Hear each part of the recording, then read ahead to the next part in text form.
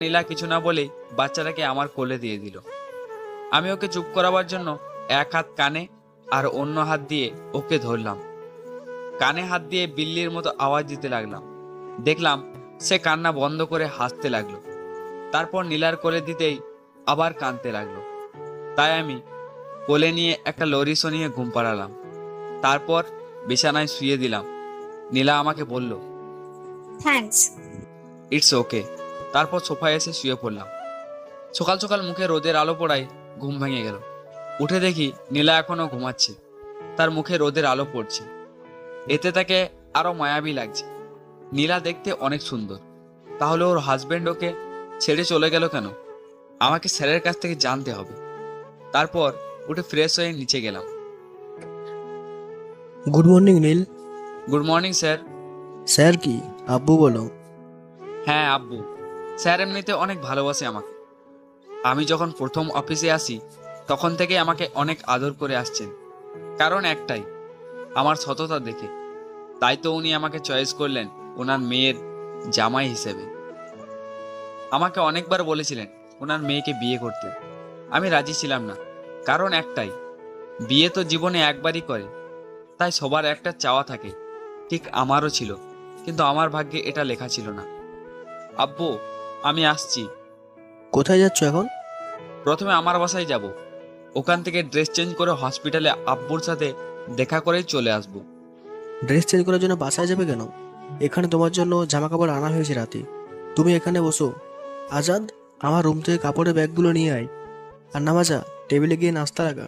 আর রুমানা, তোর আপামনিকে ডাক দে গিয়ে। সবাই চলে গেল যে যার কাজ করতে। তারপর আজাদ এসে স্যারের কাছে ব্যাগ দিল। উনি আমার দিকে বাড়িয়ে দিয়ে বললেন, নীল, এইগুলো এখন পরে এসো। পরে শপিং মলে গিয়ে নিজের জন্য জামা কাপড় নিয়ে আসবে। আচ্ছা স্যার।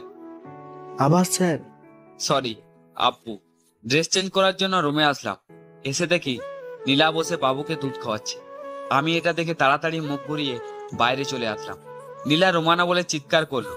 রুমানাও দৌড়ে আসলো। জি আপামনি, যাবার সময় দরজা লক করে যেতে পারলি না?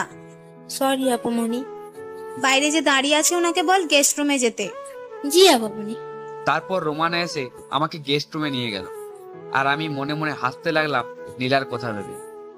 তারপর ফ্রেশ হয়ে রেডি হয়ে নিচে নামছি, আর দেখছি নীলা আর স্যার বসে আছেন ডাইনিং টেবিলে। আমাকে স্যার দেখে বললেন, নীল এসেছো? তোমার জন্য এতক্ষণ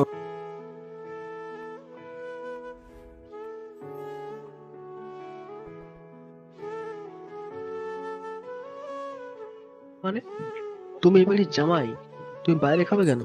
চুপচাপ এসে বসো এখানে।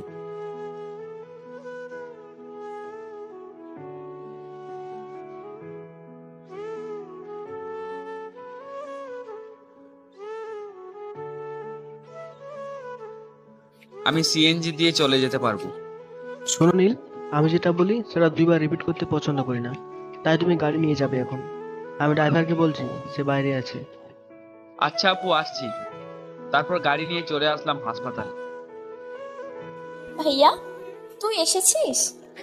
হ্যাঁ এসেছি। আপুর কি অবস্থা এখন? ভালো, ডাক্তার বলেছে আজ অপারেশন করবে। আচ্ছা, আব্বু কি এখন ঘুমাচ্ছেন? হ্যাঁ। ও, তুই কিছু খেয়েছিস? না, তোর জন্য অপেক্ষা করছিলাম। আচ্ছা তুই একটু দাঁড়া, আমি নার্সকে বলে আসছি আব্বুর খেয়াল রাখতে। তারপর তোকে নিয়ে খেতে যাব। আচ্ছা। তারপর নার্সকে বলে আসলাম আব্বুর খেয়াল রাখতে। তারপর রাইসাকে নিয়ে চলে আসলাম একটা রেস্টুরেন্টে। ভাইয়া, তোর কাছে কি টাকা আছে? এত বড় দামি রেস্টুরেন্টে যে নিয়ে আসলি? হ্যাঁ আছে, তুই যা খাবি সেটার অর্ডার কর। এই নে মেনু কার্ড। আর টাকার চিন্তা তোকে করতে হবে না। আপনার আবার ভাববেন না স্যারের জামাই হওয়ায় এত দামি রেস্টুরেন্টে ঢুকেছি। আসলে রাইসার অনেক ইচ্ছা ছিল এরকম একটা রেস্টুরেন্টে সে ব্রেকফাস্ট করবে। সেটা আজ পর্যন্ত পূরণ করতে পারিনি, কারণ যা বেতন পেতাম, ঘর ভাড়া, প্রতিদিনের খাবার, আব্বুর ওষুধ, রাইসার কোচিং, এগুলোতে টাকা সব খরচ হয়ে যেত। আর আজ খাওয়াতে পারছি সেই টাকাগুলো দিয়ে, যেটা হচ্ছে আম্মুর সেই প্রিয় স্মৃতির ব্যাংকের ভিতরের টাকা, যেটা ছোট থাকতে আম্মু আমাকে কিনে দিয়েছিলেন আর বলেছিলেন প্রতিদিন ওখানে 1 টাকা হলেও রাখতে, যাতে যখন খুব বেশি প্রয়োজন পড়বে তখন এটা ভাঙতে। তাই কাল এটা ভেঙে দিলাম রাইসার ইচ্ছা পূরণ করার জন্য। হয়তো আর কখনো কিছুর আবদার করলে আমি সেটা নাও পূরণ করতে পারি, তার জন্য। ভাইয়া, তোর জন্য কি অর্ডার দেবো? আমি আসার সময় খেয়ে এসেছি বাসায়, তুই খা, আমি কফি খাবো শুন। আচ্ছা। তারপর রাইসা তার জন্য খাবার অর্ডার করলো। সে খাচ্ছে আর আমি কফি খাচ্ছি আর তাকে দেখছি। হয়তো কাল থেকে একবার দেখা হবে, এর বেশি নাও হতে পারে দেখা, আমার এই ছোট্ট মায়ের বোনটাকে। নীল, তুমি এখানে? বসে বসে কফি খাচ্ছিলাম, তখন রিমি আসলো। এসে আমাকে কথা বললো। হ্যাঁ, কেন আসতে পারি না বুঝি? তা পারবেন না কেন স্যার? বলছি হঠাৎ করে আসলেন তো, তাই জিজ্ঞাসা করলাম। দেখতেই পাচ্ছ বোনকে খাওয়ানোর জন্য নিয়ে এসেছি। তাই এত দামি রেস্টুরেন্টে? মানতে হবে, কাল বিয়ে আর আজ পকেট ভর্তি টাকা। আপনার যদি কথা বলা শেষ হয় তাহলে আসতে পারে। সেটা আর বলতে হবে না, আমি এমনিতেই চলে যাচ্ছি। জি। তারপর রিমি চলে গেল। রিমি হচ্ছে আমার ভালোবাসা। এটাকে ভালোবাসা না, এটাকে ভালো লাগা বলে। কদিন প্রেম করে ঘুরে যখন দেখবে কিছু নেই, তখন ছুঁড়ে ফেলে দেবে তাকে। তাই দুনিয়াতে ভালোবাসতে হলে দুটা জিনিস থাকতে হয়। এক, বাবার বিশাল টাকা, যেমন তাওহিদ আফ্রিদি, সবসময় যেটা বলে বেড়াই সেটা। আর 2, স্টার প্লাসের একটা সিরিয়ালের নায়কের মতো। সেইগুলো থাকলে ভালোবাসা থাকবে, আর না হলে আপনাকে কেউ ভালোবাসবে না, উল্টে আরো সেটা নিয়ে ট্রোল করবে। এসব না বলে এখন গল্পে আসি। ভাইয়া, ওই মেয়েটা কে রে? কেউ না, তুই খা। তারপর রাইসে খেয়ে নিল। বিল দিয়ে আমরা হাসপাতালে চলে আসলাম আব্বুর কাছে। সেখানে গিয়ে দেখলাম ওনার ঘুম ভেঙেছে। আব্বু, এখন কেমন লাগছে শরীরটা? ভালো। তুই ভালো আছিস তো? হ্যাঁ আব্বু, তোমাকে আর চিন্তা করতে হবে না। আজ রাতে তোমার অপারেশন হবে। সবকিছু জমা করে দিয়েছি কাল। আজ বড় স্যার আসবে সিঙ্গাপুর থেকে, উনি এসেই অপারেশনটা করবেন। আমাকে ক্ষমা করে দে বাবা, আমি তোর ভবিষ্যৎ নষ্ট করে দিলাম। কি বলছো এসব আব্বু? আমার একদম ভবিষ্যৎ নষ্ট হয়নি, উল্টে আরো উজ্জ্বল হয়েছে। বিয়ের আগেই একটা পরীর মতো দেখতে মেয়ে পেলাম, আর স্যারও অনেক ভালো। উনি তো আমাকে নিজের ছেলে ভাবেন। তুমি একটুও চিন্তা করো না, যা হয় ভালোর জন্যই হয়। তোমাকে তো এখনো খাওয়ানো হয়নি। রাইসা, তুই আব্বুর জন্য খাবার নিয়ে এসেছিস, সেটা দিয়ে আয়। হ্যাঁ। তারপর আব্বুকে খাইয়ে দিয়ে ওষুধ খাইয়ে দিলাম। উনি ঘুমিয়ে পড়লেন। আমি বাইরে বসে আছি। ঠিক তখনই মোবাইলে কল আসলো। ফোন বের করে দেখি স্যার কল দিয়েছেন। কল ধরলাম। হ্যালো, আসসালামু আলাইকুম আব্বু। ওয়ালাইকুম সালাম। নীল, তোমার আব্বু ঠিক আছেন তো? হ্যাঁ, আব্বু ঠিক আছেন, এই মাত্র খেয়ে ঘুমিয়েছেন। ও আচ্ছা। আব্বু, কোনো দরকার নাকি? আচ্ছা, এখন দরকার নেই, তুমি দুপুরবেলা বাসায় এসো, কথা আছে। আচ্ছা আব্বু। আচ্ছা, তাহলে রাখছি, দুপুরবেলা দেখা হচ্ছে, বাই। G, by. তারপর হাসপাতালে অনেকক্ষণ বসলাম। রাইসাকে আর আব্বুকে খাইয়ে দিয়ে আমি চলে আসলাম বাসায়। আস্তে আস্তে 3টা হয়ে গেল। বেশি লেট করে ফেলেছি। লেট করলে কি, আমার জন্য তো আর তারা বসে থাকবে না না খেয়ে। তারপর কলিং বেল বাজালাম। রুমানা দরজা খুললো। আমি ভিতরে ঢুকে দেখলাম স্যার সোফায় বসে আছেন। আমাকে দেখে বললেন, নীল এসেছো? রোমানা, টেবিলে খাবার লাগা, আর তোর আপাকে বলে আয় খেতে আসতে। আমি তো অবাক, আমার জন্য এখনো কেউ খায়নি। সত্যি স্যারের অনেক বড় মন আছে, সেটা এখন দেখতে পাচ্ছি। নীল, যাও রুমে গিয়ে ফ্রেশ হয়ে আসো। জি। তারপর আমি গেস্ট রুমে গেলাম ফ্রেশ হতে। নীলার রুমে যাইনি, যদি নীলা আবার সেই কাজ করতে থাকে। তাই তারপর ফ্রেশ হয়ে খাওয়া দাওয়ার জন্য নিচে আসলাম। এসে টেবিলে বসলাম। বসে দেখি অনেক রকমের খাবার, আর সবগুলোই আমার প্রিয় ডিশ। সবজি, মাংস, মাছ। খাওয়া শুরু করো নীল। জি। তারপর খাওয়া শুরু করলাম। খাচ্ছিলাম, তখনই স্যার বললেন, নীল, আমি 1 সপ্তাহের জন্য দেশের বাইরে যাব, তাই তোমাকে কাল থেকে অফিস আর বাসার দিকে খেয়াল রাখতে হবে। আচ্ছা আব্বু। এখন থেকে শুরু হয়ে গেল আমার চাকরি। আব্বু, তুমি কখন যাবে? বিকেলে ফ্লাইটে, তাই আমাকে এখন খেয়ে বের হতে হবে। ও আচ্ছা। তারপর খাওয়া দাওয়া শেষ করে আমি বসে আছি ড্রয়িং রুমে। স্যার নীলার সাথে কথা বলতে তার রুমে গেছে। কিছুক্ষণ পর উনি বেরিয়ে আসলেন নীলার রুম থেকে। বলে নীলার মেয়েকে নিয়ে আমার কাছে এসে বলতে লাগলেন, নীল, তুমি আমার নাতনির খেয়াল রাখবে। যদি সেখান থেকে এসে শুনি তুমি আমার নাতনির একটুও খেয়াল রাখোনি, তাহলে দেখবে তোমার কি করি। এটা বলে হাসতে লাগলেন স্যার, সাথে নীলাও। তারপর ওনাকে এয়ারপোর্টে পৌঁছে দিলাম। যাবার সময় বলে গিয়েছেন নীলা একটু রাগী, তাই সে আমাকে কিছু বললে আমি যেন মনে কিছু না নিই।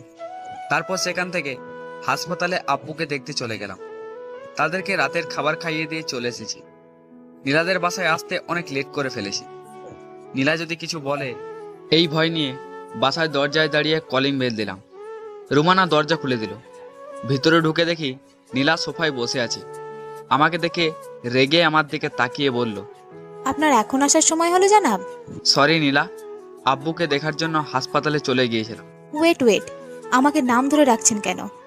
আপনি কি আমার কাছ থেকে স্ত্রীর অধিকার কাটাতে চাইছেন? শুনুন, বামুন হয়ে চাঁদ ধরতে যাবেন না। আপনাকে আমি কখনো আমার স্বামী বলে গ্রহণ করব না। আপনি শুধু আমার আব্বুর জামাই, আমার না, ওকে? আর কাল থেকে টাইম মতো বাসায় আসবেন, না হলে রাতে বাসায় ঢুকতে পারবেন না, বাইরেই থাকতে হবে। এখন খেয়ে আমার রুমে এসে ঘুমাবেন, আমার একা ঘুমাতে ভয় করে। এ কথা বলে নীলা চলে গেল তার রুমে। আমি গিয়ে গেস্ট রুমে ফ্রেশ হলাম। তারপর খেয়ে নীলার রুমে গেলাম। গিয়ে দেখলাম সে ঘুমিয়ে গেছে। তাই আমি গিয়ে সোফায় বসে ভাবতে লাগলাম, আজ তো আব্বুর অপারেশন না হওয়ায় বাসায় আসতে পারলাম, কিন্তু আগামীকাল যে আব্বুর অপারেশন হবে, সেখানে আমি কিভাবে থাকবো? আমাকে যেভাবেই হোক আগামীকাল নীলাকে বলে আব্বুর কাছে থাকতেই হবে। এসব ভাবছিলাম, হঠাৎ খেয়াল গেল নীলার দিকে। রাতে চাঁদের আলো জ্বালানা দিয়ে এসে তার মুখে পড়ছে। দেখতে তাকে অপরূপা মায়াবী লাগছে। তার আগের স্বামী একদম বোকা ছিল। এরকম বউকে বুঝি কেউ ডিভোর্স দেয়? তাও আবার একটা পরীর মতো বাচ্চা থাকতে। এসব ভাবতে ভাবতে ঘুমিয়ে পড়লাম। মাঝরাতে হঠাৎ নেহার কান্নায় ঘুম ভেঙে যায় আমার। আসলে নীলার বাচ্চার নাম নেহা। আমি উঠে দেখি নীলা এখনো ঘুমাচ্ছে। তাই আমি গিয়ে নেহাকে কোলে নিলাম। সে কোনো রকমে কান্না বন্ধ করছে না। মনে হয় খিদে লেগেছে, তাই কান্না করছে। এখন এই মাঝরাতে নীলাকে ডাকতেও পারছি না। তাই আর কিছু না ভেবে নিচে এসে রোমানাকে ডাকতে লাগলাম। জি ভাইজান, এত রাতে ডাকছেন কেন? নেহা কাঁদছে, তার হয়তো খিদে লেগেছে। নীলাকেও ডাকলাম, কিন্তু সে উঠলো না। তুমি ওর জন্য সুজি বানাও। ভাইজান, ঘরে তো সুজি নেই। আমি এটা আপুকে বলেছিলাম, উনি হয়তো ভুলে গেছেন। মানে বাচ্চার খাবারের কথা ও কিভাবে ভুলে গেল? না মানে ভাইজান, আপু তোর দিকে এখন আর আগের মতো ঠিকভাবে খেয়ালই রাখছেন না। শুধু সারাদিন বসে কি যেন ভাবেন, চুপ হয়ে থাকেন। এদিকে নেহার কি হলো না হলো, খেয়েছে কি না, এসব নিয়ে ওনার একদমই খেয়াল নেই।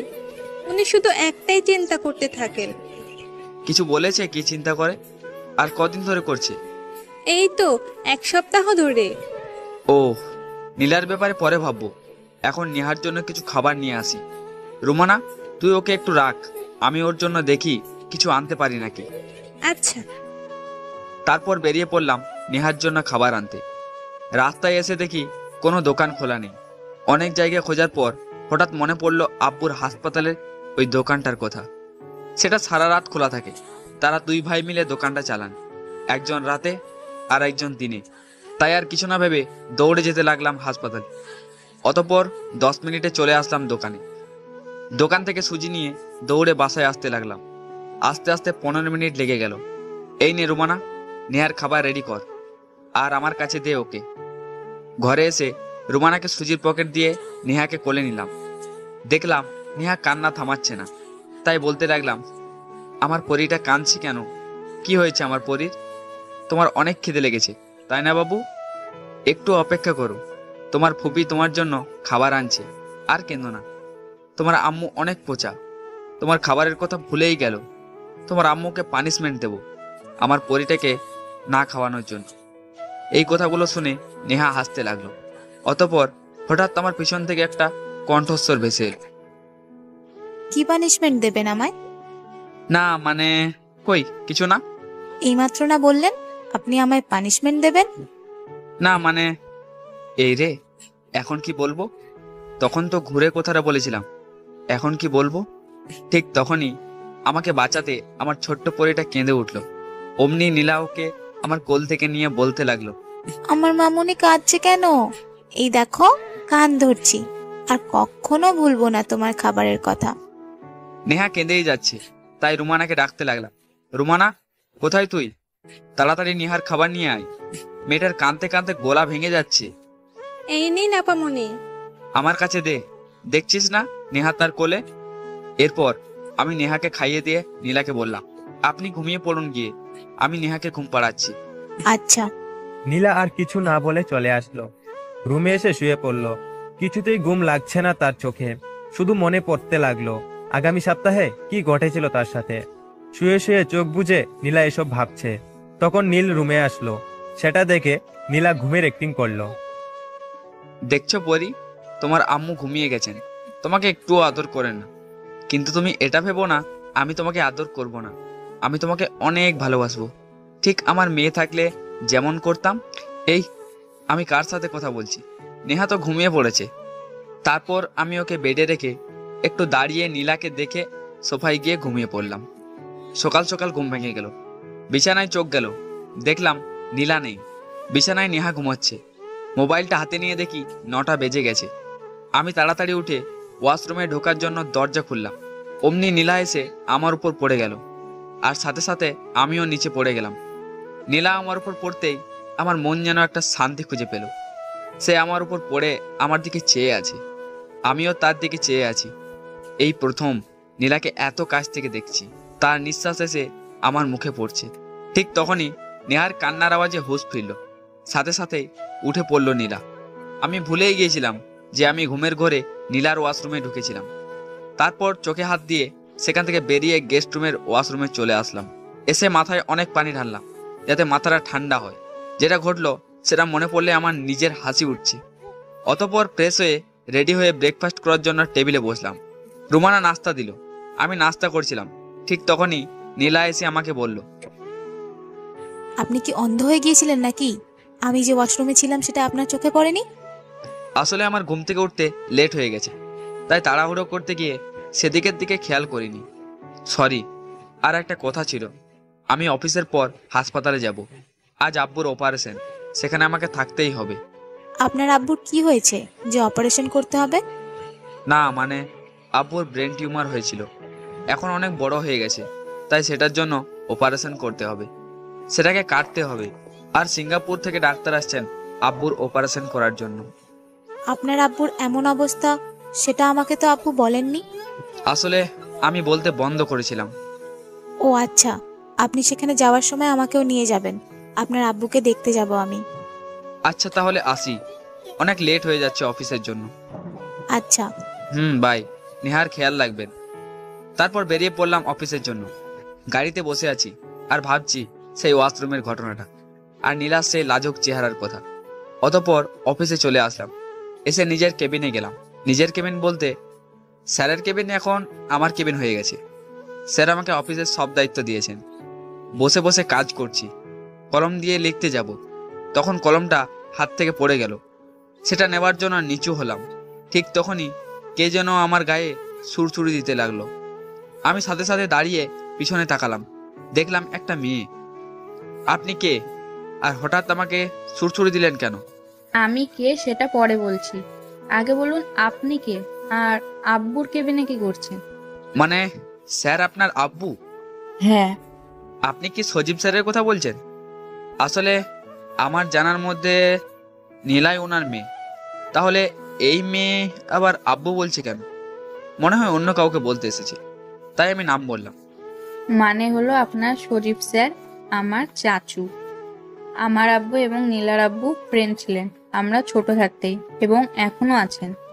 আমাকে চাচু অনেক আদর করতেন এবং ছোট থেকেই আমি ওনাকে আব্বু বলে আসছি। আজ থেকে 7 বছর আগে আমরা ফ্যামিলি মিলে লন্ডনে চলে গিয়েছিলাম। সেদিন খুব কষ্ট হয়েছিল নীলাকে এবং নীলার আব্বুকে ছেড়ে যেতে। সেই কষ্ট আজ 7 বছর পর দূর করার জন্য এখানে এসেছি। তাই সারপ্রাইজ দেওয়ার জন্য আগে অফিসে এসেছি। কিন্তু এটা তো চাচুর কেবিন, আপনি এখানে কি করছেন? আর আপনি কে? না মানে, আসলে আমি এই অফিসের একজন এমপ্লয়। আমি কিভাবে ওনাকে পরিচয় দেব? যে আমি ওনার সে ফ্রেন্ডের হাজবেন্ড। নীলা তো আমাকে বলেছে ওর প্রতি যেন স্ত্রীর অধিকার না খাটায়, তাই এমপ্লয়ি বললাম। ও, তো আপনি এখানে কি করছেন? আপনার কেবিন তো বাইরে থাকা উচিত, তাই না? এখন আমি কি বলবো? আরো একটা মিথ্যা কথা বলতে হবে না, মানে আসলে স্যার 1 সপ্তাহের জন্য আউট অফ কান্ট্রিতে গেছেন, তাই উনি আমাকে বিজনেস দেখার জন্য এখানে রেখে গেছেন, যাতে অফিসের সবাই আমার প্রেসারে গল্প না করে কাজে মন দেয়, এর জন্য। ও, ওকে। বাই দ্য ওয়ে, আমার নাম আধিয়া। আর আপনার? আমার নাম নীল। তো আপনি কি আমাকে নীলাদের বাসায় পৌঁছে দিতে পারবেন? আসলে আমি ভুলে গেছি ওদের বাসার অ্যাড্রেস, তাই আপনার যদি কোনো কাজ না থাকে তাহলে প্লিজ আমাকে পৌঁছে দিন তাদের বাসায়। আচ্ছা, আপনি বাইরে একটু অপেক্ষা করুন, আমি এই ফাইলটা চেক করেই আসছি। ওকে, আমি বাইরে অপেক্ষা করছি। আধিয়াকে তো বলে দিলাম আমি নীলার কিছু লাগি না। এখন যদি সে নীলাকে জিজ্ঞাসা করে তাহলে তো আমি শেষ। অলরেডি নীলা আমার উপর রেগে আছে। নেহাকে কাল যা বলেছি সব শুনেছে, আর ওয়াশরুমের কাহিনী তো বাদই দিলাম। এখন কি করব আমি? এদিকে আধিয়া অপেক্ষা করছে, অন্যদিকে আমার উপর বিশাল ঝড় বইবে সেটাও নিশ্চিত। আমি এখন কি করব? তারপর ফাইলগুলো চেক করে ম্যানেজারকে বলে দিলাম আমাদের টিম 2দের এই ফাইলের সব কাজ বুঝিয়ে দিতে, আর টিম 2দের যে কাজগুলো আছে সেইগুলো টিম 1দের দিতে, আর তাদের প্রতি কড়া নজর রাখ, কাজে যেন কোনো গাফেলাতি না হয়। তারপর অনেকক্ষণ ভাবলাম আধিয়াকে কিভাবে বাসায় নিয়ে যাব। আমার মিথ্যে কথা জানলে কি ভাববে? দূর, কিছু খুঁজে পেলাম না, যা হবার হবে। এখন আগে ওর বেস্ট ফ্রেন্ডের কাছে নিয়ে যাই, এতে নীলাও অনেক খুশি হবে আধিয়াকে দেখে, আর তার দুঃখ শেয়ার করারও সঙ্গী পাবে। তারপর কেবিন থেকে বেরিয়ে আধিয়ার কাছে গিয়ে বললাম, সরি, অনেক লেট করে ফেলেছি আসতে। কোনো সমস্যা নেই, আমি এখানে বসে বোরিং ফিল করিনি, বরং আরো ভালো কিছু জিনিস দেখতে পেলাম। মানে কি দেখলেন? এই যে আপনার স্যার না থাকায় আপনি চাইলে অফিসের কাজ রেখে দিয়ে আরাম করতে পারতেন, কিন্তু তা না করে উল্টে সবাইকে আরো কাজে ব্যস্ত রেখেছেন, যাতে আপনাদের ডিলের ডেলিভারিটা 2 দিন আগেই দিতে পারেন। আর তার সাথে তো একটা নতুন ডিলের জন্য আপনি তাদের কাজে ব্যস্ত করাচ্ছেন। আপনার এই সততা দেখে আমি আপনার উপর পুরো মুগ্ধ হয়ে গেলাম। থ্যাঙ্কস। তাহলে চলুন এখন যাওয়া যাক। হ্যাঁ, চলুন। তারপর আমরা বেরিয়ে পড়লাম বাসার উদ্দেশ্যে। অতঃপর বাসায় পৌঁছে গেলাম। আমি আধিয়াকে গেটের কাছে নামিয়ে দিয়েই আবার ব্যাক করলাম অফিসে। আধিয়া অনেক বলছিল বাসায় ঢুকতে, কিন্তু আমি অফিসের কাজের কথা বলে চলে আসলাম। আমাকে ভেতরে দেখে নীলা যাতে কিছু না বলে, আর আধিয়া যাতে জানতে না পারে আমি ওকে মিথ্যা বললাম নাকি সত্যি বললাম। এখন তো বেঁচে গেলাম, কিন্তু রাতে তো আমাকে নীলাকে নিয়ে আব্বুর কাছে যেতে হবে, সেটা নীলার অর্ডার। তখন কি করব? আইডিয়া, নীলা তো এখন তার ফ্রেন্ডকে নিয়ে ব্যস্ত থাকবে, তাই আমি নীলাকে কল না দিয়েই আমি আব্বুর কাছে চলে যাব, আর পরে নীলা কিছু বললে সেটা ম্যানেজ করে নেব। অতঃপর আমি অফিসের কাজ শেষ করে হাসপাতালে যাচ্ছি আব্বুর অপারেশনের জন্য। অফিসের কাজ থাকায় হাসপাতালে যেতে অনেক রাত হয়ে গেছে। ভাইয়া, তুই এসেছিস? তোর জন্য কখন থেকে অপেক্ষা করছি। আর দেখ না, আব্বু তোর অপেক্ষায় অপারেশন করাচ্ছেন না, বলছে যদি অপারেশনের পর কিছু হয়ে যায়। তাই আমি আমার ছেলেকে শেষবারের মতো দেখতে চাই। সত্যি কি ভাইয়া, আব্বুর অপারেশনের পর কিছু হবে? দূর পাগলি, এসব কিছু হবে না। দেখবি আব্বুর অপারেশনটা হয়ে গেলে উনি ঠিক হয়ে যাবেন। তাই যেন হয়। চল আব্বুর কাছে যাই। তারপর আব্বুর সাথে কথা বলে রাজি করালাম অপারেশন করানোর জন্য। ডাক্তারকে বলে অপারেশন শুরু করালাম। আমি আর রাইসা অপারেশন থিয়েটারের বাইরে অপেক্ষা করছি। অতঃপর আধ ঘন্টা পর ডাক্তার এসে বলে গেল যে অপারেশন সাকসেসফুল হয়েছে। আব্বুকে কেবিনে শিফট করেছেন। আধ ঘন্টা পর আব্বুর জ্ঞান ফিরবে। তারপর আব্বুকে কেবিনে শিফট করার পর আমি আর রাইসা উনার পাশে বসে আছি। আধ ঘন্টা পর আব্বুর জ্ঞান ফিরল। আব্বু, এখন কেমন লাগছে মাথাটা? অনেক হালকা হালকা লাগছে, মনে হচ্ছে মাথায় এতদিন ভারী কিছু ছিল, আজ সেটা মনে হচ্ছে নেই। আচ্ছা, আর কিছু বলার আগেই ডাক্তার এসে বলতে লাগলো, দেখুন, রোগীর এখন রেস্টের প্রয়োজন, তাই এখন কথা বলবেন না। আমি ওনাকে হাই ডোজের ওষুধ দিয়ে দিচ্ছি, এখন উনি ঘুমিয়ে পড়বেন, তাই এখন কেউ কথা বলবেন না। আচ্ছা, আমরা বাইরে বসে থাকি আব্বুর ঘুমানোর আগে পর্যন্ত। আব্বু, তুমি ঘুমাও, আমরা এখানেই আছি। তারপর আমি আর রাইসা কেবিন থেকে বেরিয়ে আসলাম। এসে চেয়ারে বসে আছি, তখন রাইসা বলল তার খিদে লেগেছে, তাই ওকে নিয়ে একটা রেস্টুরেন্টে নিয়ে আসলাম। অতঃপর খেয়ে হাসপাতালে চলে আসলাম। আব্বুর কেবিনে ঢুকে দেখলাম উনি ঘুমিয়ে পড়েছেন। তাই আমি রাইসাকে বললাম, রাইসা তুই এখানে ঘুমিয়ে পড়, আমি বাইরে আছি, কিছু লাগলে বলিস। ভাইয়া তুই ঘুমিয়ে পড়, আমি না ঘুমালে কিছু হবে না। তুই কি আমার থেকে বড় হয়ে গেছিস যে আমার কথা শুনছিস না? যেটা বলছিস সেটা কর, আমি বাইরে আছি। আচ্ছা। তারপর বাইরে এসে বসে বসে গেম খেলে সারা রাত কাটালাম। ফজরের আজান হলো, উঠে মসজিদে গেলাম, নামাজ পড়ে আব্বুর জন্য দোয়া করে চলে আসলাম। হাসপাতালে আসার সময় রাইসা আর আব্বুর জন্য খাবার নিয়ে আসলাম। তাদেরকে খাইয়ে দিয়ে আমাকে আবার অফিসে যেতে হবে, না হলে সবাই কাজে গাফিলতি করবে। অতঃপর হাসপাতালে সব কাজ শেষ করে অফিসে চলে আসলাম। আস্তে আস্তে একটু লেট হয়ে গেল। অফিসে ঢুকে আমার কেবিনে এসে ভিতরে ঢুকবো, ঠিক তখনই ম্যানেজার আমাকে ডাক দিল। স্যার একটা কথা ছিল। কি বলো? স্যার আমাদের তো একজন এমপ্লয় প্রয়োজন ছিল, তাই আমি আমার ছোট বোনের এক বান্ধবীকে এনেছি। যদি আপনার ইন্টারভিউতে বা আপনার কাছে তার মেধা ভালো লাগে তাহলে চাকরি দেবেন কিনা সেটা ডিসিশন নেবেন। ওকে, তুমি তাকে আমার কেবিনে পাঠিয়ে দেবে। স্যার ও আপনার কেবিনে বসে আছে। আচ্ছা আমি দেখছি। তারপর ভিতরে ঢুকলাম। ভিতরে ঢুকে দেখলাম মেয়েটা চেয়ারে বসে আছে। একটা কাশি দিলাম, অমনি চেয়ারে যে মেয়েটি বসেছিল সে পিছনে চাইলো, আর আমি তাকে দেখে শকড হলাম। সেও আমাকে দেখে অবাক হয়ে তাকিয়ে আছে। এভাবে অনেকক্ষণ তাকিয়ে থাকার পর আমি বলতে লাগলাম, তানজিনা তুমি এখানে?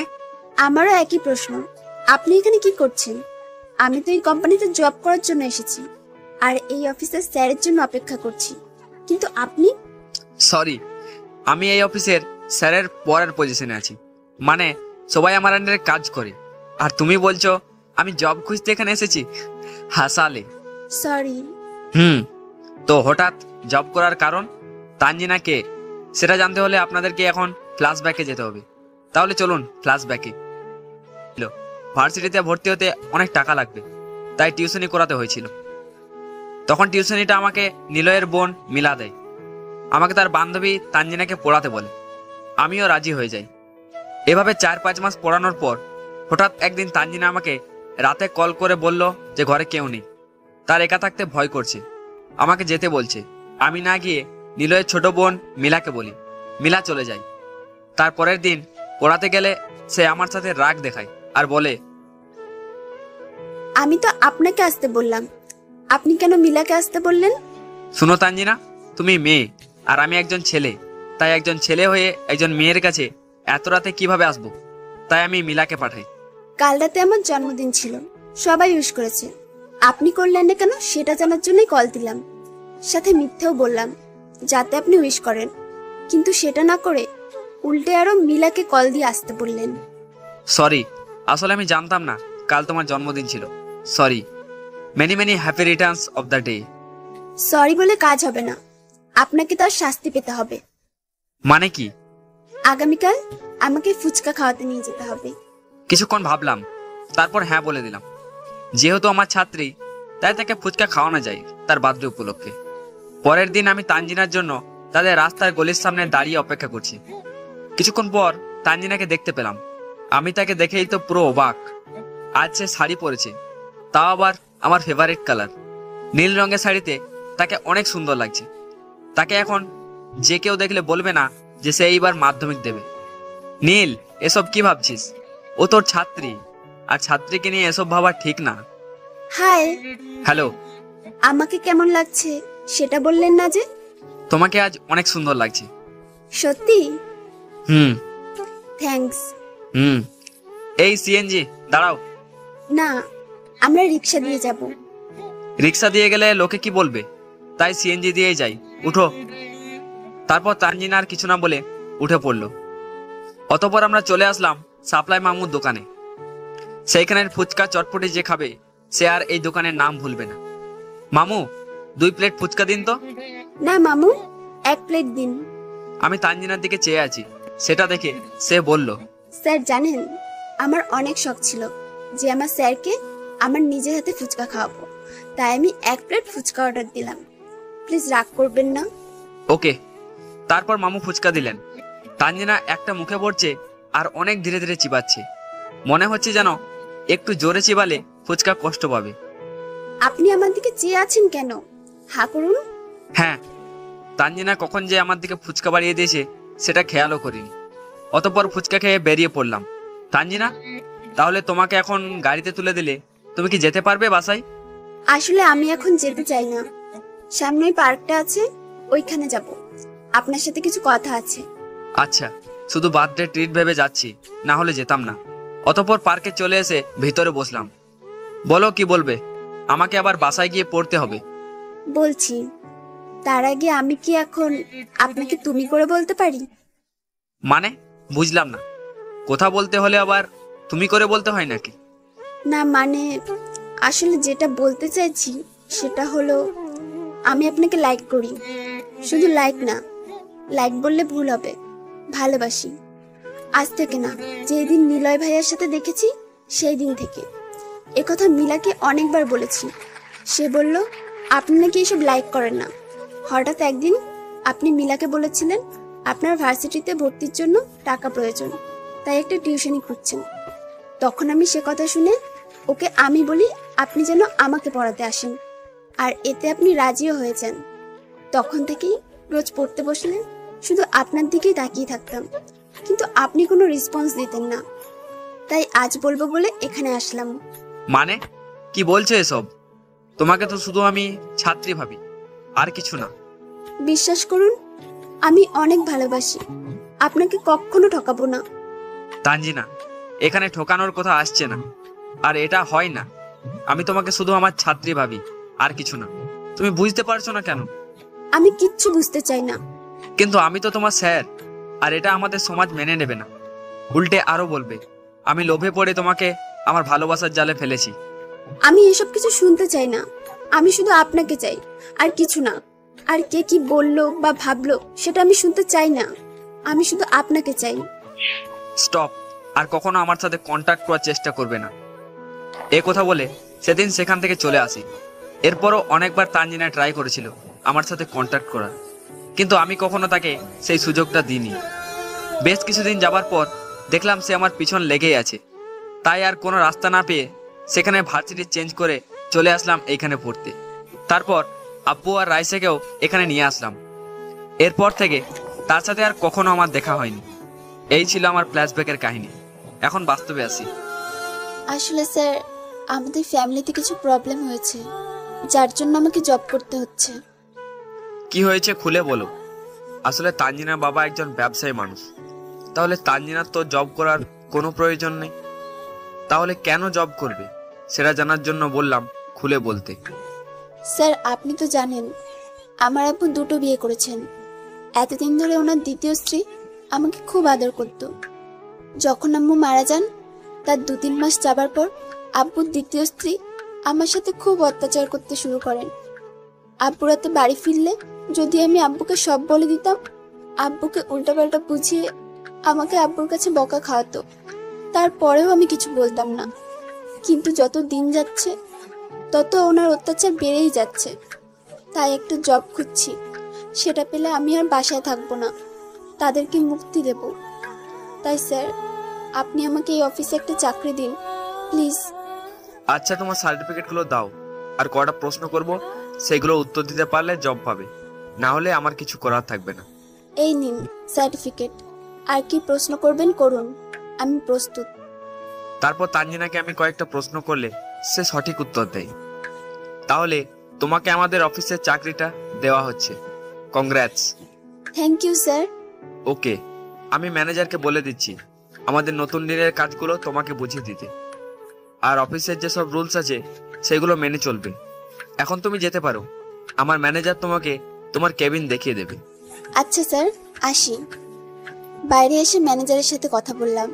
কাজের সব ইনফরমেশন নিয়ে নিজের কেবিনে গিয়ে বসলাম আর বলতে লাগলাম, ভাবতেই পারছিলাম না যে স্যারের সাথে আবার দেখা হবে।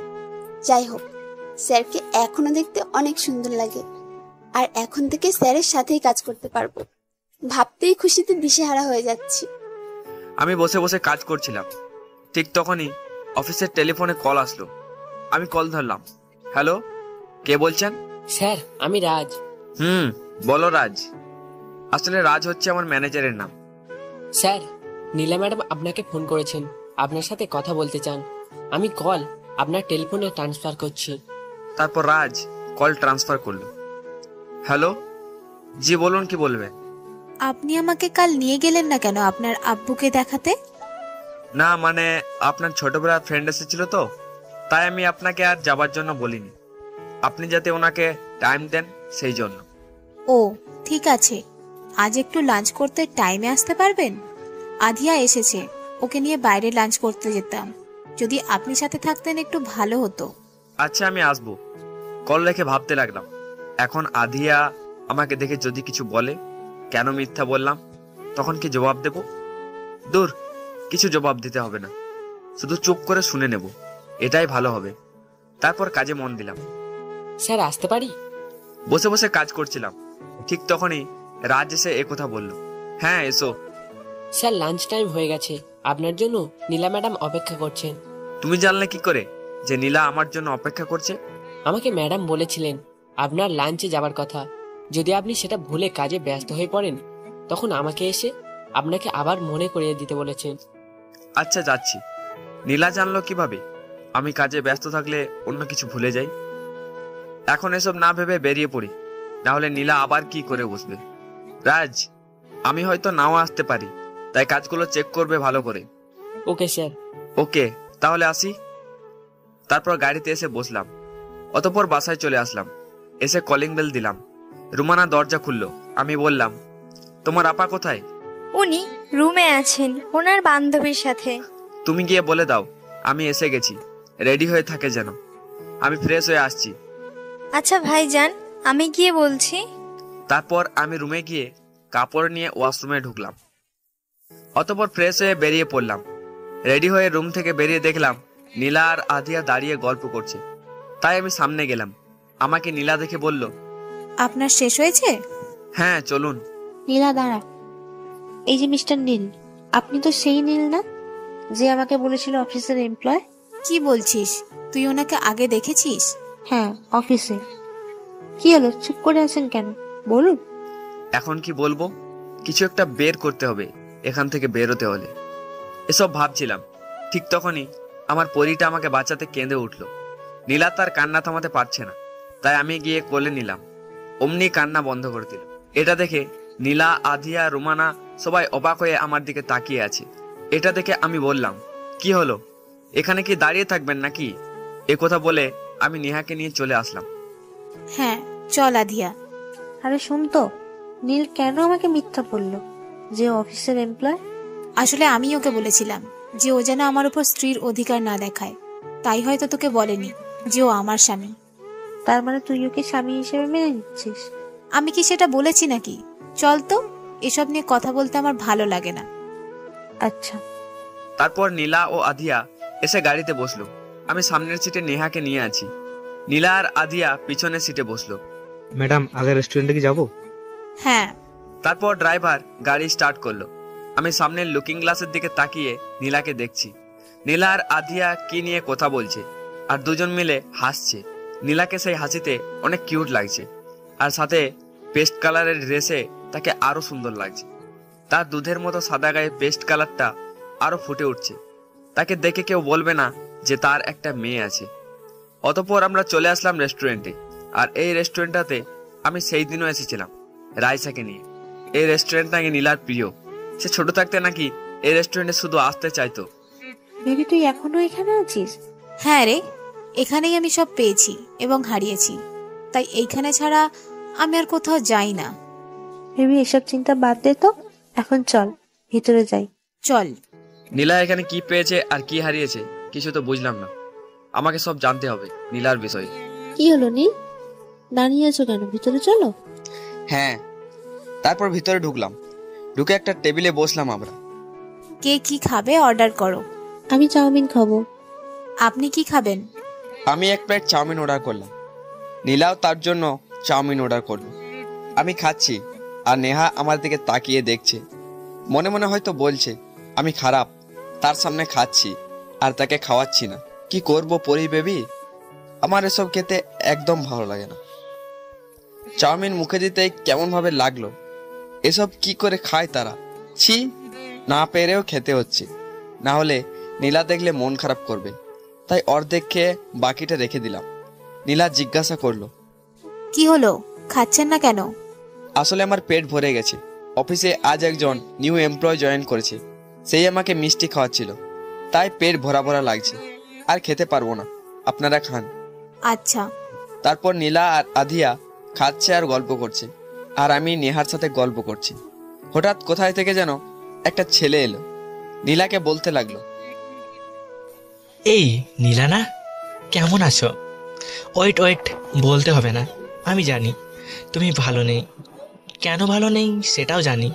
ইস, অনেক দুঃখ হচ্ছে রে তোর জন্য।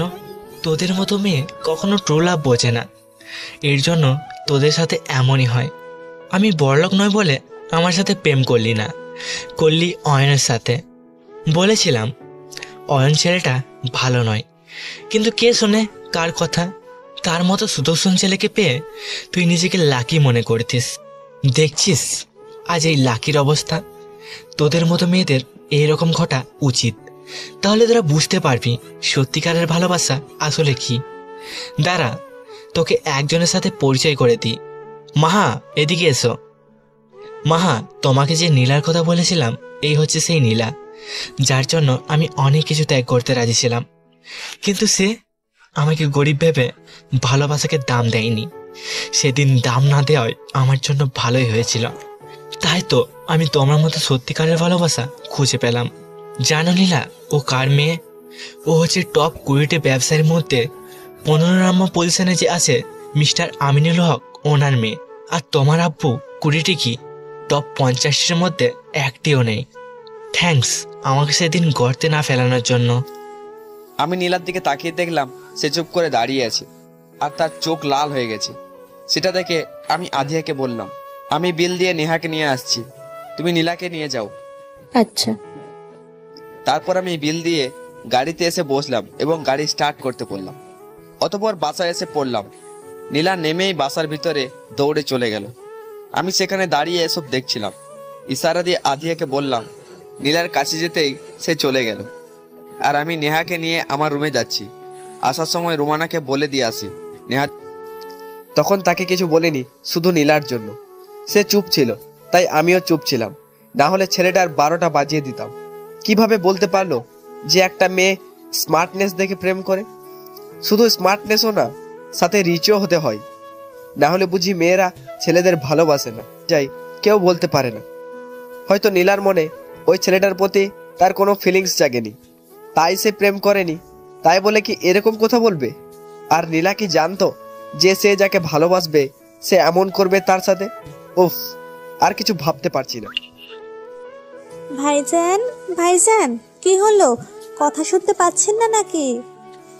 বল রোমানা। নেহার জন্য খাবার এনেছি। আচ্ছা, তুই ওকে খাইয়ে দে, আমি ফ্রেশ হয়ে আসি। তারপর কাপড় নিয়ে ওয়াশরুমে ঢুকলাম। অনেকক্ষণ মাথায় শাওয়ার নিলাম। ঠান্ডা মাথায় ছেলেটার জবাব বের করলাম। অতঃপর শাওয়ার অফ করে শরীর মুছে প্যান্ট শার্ট পরে বেরিয়ে পড়লাম। কে রে রুমানা, নেহা খেয়েছে তো? হ্যাঁ ভাইয়া। আচ্ছা, আমি একটু বের হচ্ছি, তুই নেহাকে দেখে রাখিস। আর নীলার কাছে নিয়ে যাবার দরকার নেই, ওকে একটু একা থাকতে দে। আচ্ছা ভাইয়া। ওকে, আমি আসছি।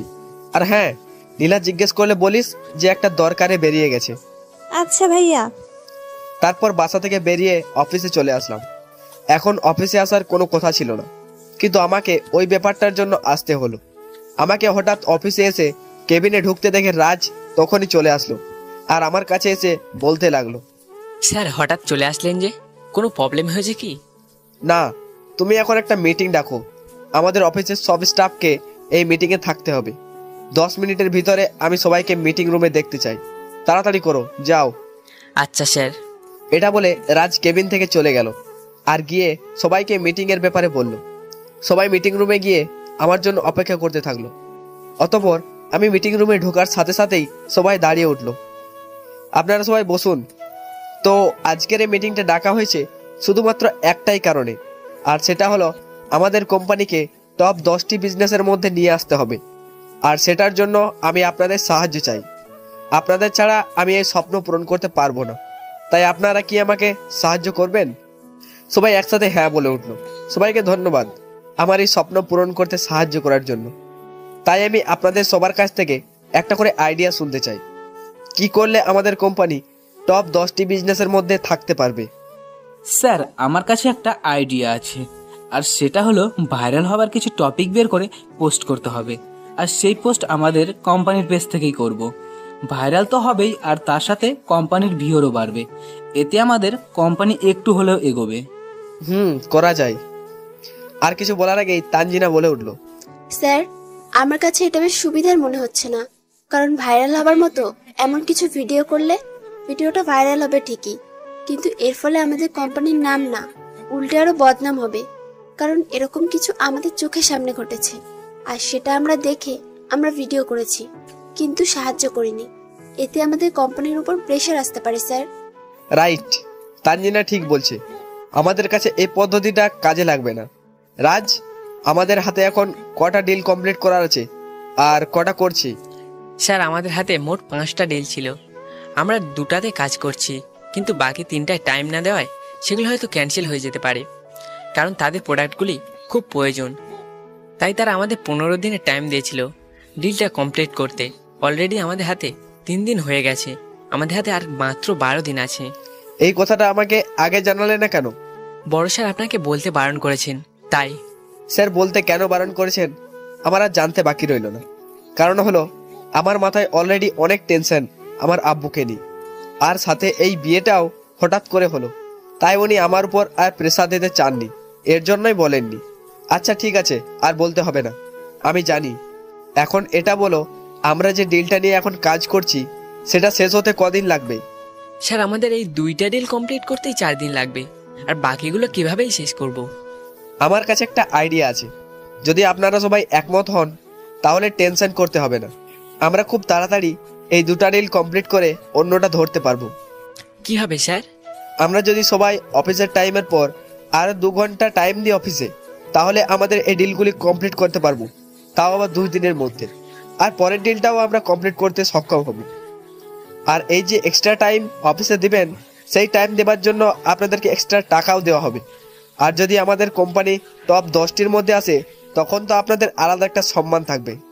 এত বড় অফিসে কাজ করার সুযোগ কয়জনের হয়? তাই আপনারা যদি আমাকে 2 ঘন্টা টাইম দেন, কথা দিলাম কখনো বিপদে আপদে পড়লে এই কোম্পানি করুক আর না করুক, আমি আপনাদের সাহায্য করব। শুধু আপনারা আমাকে 2 ঘন্টা টাইম দেবেন আর নিজের অফিস ভেবে কাজ করবেন। ইনশাআল্লাহ দেখবেন আমরা টপ 10টার মধ্যে এসে যাব। এ কথা শুনে সবাই হাততালি দিল, তার মানে সবাই আমার কথায় রাজি। সবাইকে অনেক অনেক ধন্যবাদ। তাহলে এখন থেকে কাজে লেগে যান আপনারা। রাজ আর তানজিনা, তোমরা দুজন থাকো, বাকি সবাই কাজে যাও। তারপর সবাই চলে গেল, রাজ আর তানজিনা ছাড়া। রাজ, আমাকে তুমি নতুন ডিলের ফাইলগুলো দাও। এই নিন স্যার। তারপর সব ফাইল দেখলাম, দেখে মনে হলো এখানের মধ্যে মিস্টার সিরাজ হকের কোম্পানি উচ্চ পদে, তারা আমাদের সাথে এই প্রথম ডিল করছে। রাজ, ওই যে মিস্টার সিরাজ হকের ফাইলটা, আমি আর তানজিনা মিলে কাজ করব ওটাই। স্যার, সিরাজ হকের ফাইলটা তো অনেক বড়, আর ওনার সাথে আমাদের এই প্রথম ডিল হচ্ছে। যদি কিছু কমতি থাকে বা ভুল হয়, তাহলে উনি আমাদের কোম্পানির এমন বদনাম করবেন, পরে আর কেউ আমাদের সাথে বিজনেস করতে রাজি হবেন না। তাই তো আমি এই ফাইলটার উপর কাজ করতে চাইছি। যদি কেউ কোনো ভুল করে তখন তো প্রবলেম হবে। আর তুমি নিশ্চিন্ত থাকো, আমি আর তানজিনা এই ফাইলটা অনেক খেয়াল করে দেখব। কি বলো তানজিনা? জি স্যার। ওকে, তাহলে রাজ, তুমি এই ফাইলের সব কিছু ডিটেলস আমার কেবিনে নিয়ে এসো। Okay sir. তানজিনা, আমার কেবিনে এসো। তারপর আমি আর তানজিনা আমার কেবিনে বসে আছি। কিছুক্ষণ পর রাজ আসলো, এসে আমাদেরকে সব কিছু বুঝিয়ে দিল। তারপর আমি আর তানজিনা কাজ করতে লাগলাম। স্যার, এখন তো 5টা বেজে গেছে, এখন কি কাজ শুরু করব না কাল থেকে? কেন, তোমার কি দরকার? কোথায় যাবে? আসলে স্যার, আমাকে একটা ঘর খুঁজতে হবে। এতদিন তো ফ্রেন্ডের বাসায় ছিলাম, এখন যেহেতু জব পেয়ে গেছি, তাহলে আর তার কাছে কিভাবে থাকবো? তুমি ফ্রেন্ডের বাসায় মানে? তুমি না আমাকে বললে তোমার সৎমা তোমাকে টর্চার করেন বলে জব খুঁজছো? তাহলে বাসায় থেকে বের হলে এটা বললে না কেন? সরি স্যার, আজ 7 দিন হয়ে গেছে আমি বাসা থেকে বের হয়ে এসেছি, আর এতদিন রাজ ভাইয়ার বাসায় ছিলাম। তোমাকে এখন বাসা খুঁজতে হবে না, আমাদের অফিস তোমার জন্য বাসা খুঁজবে, তাই তুমি এখন রাজের বাসায় থাকো। আমি ওকে বলে দেবো কোনো সমস্যা হলে আমাকে জানাতে। আর এখন তুমি শুধু কাজে মন দাও, আর কিছু নিয়ে তোমাকে চিন্তা করতে হবে না। ওকে স্যার, তাহলে আমি আসি। তানজিনা চলে গেল। আমি বসে বসে কাজ করতে লাগলাম। স্যার অফিসে কেউ নেই, শুধু আপনি আর তানজিনা। তুমি তানজিনাকে নিয়ে চলে যাও। স্যার ও আপনাকে ছাড়া অফিস থেকে যাবে না। খবরই নেই। আর তুমি কি না দুই কথা বললে আর অমনি নেহা চুপ হয়ে গেল। আমার হাতে জাদু আছে তো তাই। এটা বলে একটা হাসি দিলাম। আমার সাথে সাথে নেহাও হাসলো। হয়েছে, আর খুলতে হবে না। এখন বাচ্চার আম্মুকে গিয়ে দেখছো ও কেন দরজা খুলছে না। উপস, আমি তো ভুলে গেছিলাম। তুমি নেহাকে রাখো, আমি দেখে আসছি। এটা বলে দরজার কাছে আসলাম। এসে দরজায় দাঁড়িয়ে নীলাকে অনেক ডাকলাম, কিন্তু সে কোনো উত্তর দিল না। অনেকক্ষণ ধরে যখন দেখলাম দরজা খুলছে না, তখন আরো জোরে দরজার সামনে ডাকতে লাগলাম। সবাই আমার আওয়াজ শুনে বাইরে আসলো। আধিয়া বলল, নীল কি হয়েছে? নীলা কি দরজা খুলছে না? না, দরজা তো খুলছেই না, সাথে কোনো কোথাও আসছে না ভেতর থেকে। আমার মন ঘাবড়াচ্ছে, কিছু হলো না তো ওর? এখন কি করব? আর কোনো রাস্তা না পেয়ে আমি রাহিমকে ডেকে এনে আমি আর রাহিম মিলে দরজাটা ভেঙে ফেললাম। ভেঙে ভিতরে ঢুকতেই নীলাকে দেখি মাটিতে পড়ে আছে। সেটা দেখে তার কাছে গেলাম, গিয়ে ওকে আমার হাঁটুতে বসিয়ে অনেক ডাকলাম। দেখলাম কোনো উত্তর আসছে না, তাই বুঝে গেলাম অজ্ঞান হয়ে গেছে। তাই আমি আর রোমানা মিলে নীলাকে বিছানায় তুললাম। তারপর পানির ছিটা দিলাম তার মুখে। দেখলাম ধীরে ধীরে সে চোখ খুলছে।